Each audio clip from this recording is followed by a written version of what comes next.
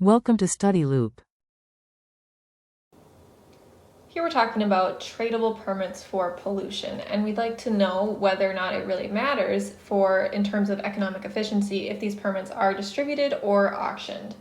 And it does definitely matter here, and what we would typically see is that it would be more economically efficient if the permits were to be auctioned. And this would be more efficient because then the firms are able to bid the price to whatever this particular, say, market price would be within the auction. And so it's going to be more fairly distributed because those firms who can afford to purchase that permit at whatever auction price it would be is going to get it. And so what we see in terms of this economic efficiency is that the permits should be allocated to the firms who need it most, and thus it's going to be the firms who are willing to pay the most for it.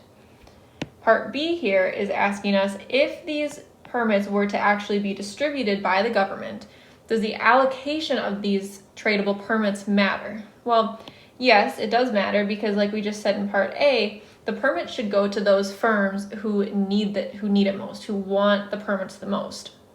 However, but if the government were to just distribute the permits randomly, there's no way to ensure that those firms who need it most are going to get it. However, because this example is talking about tradable permits, we could say that even if these permits were randomly distributed, we could still maybe expect these firms to trade amongst themselves in order to reach a similar outcome in terms of social costs and economic efficiency as if the permits were to be auctioned. So I think in this case, they should be, the allocation does matter in the sense that we want it to go to the firms who need these permits most.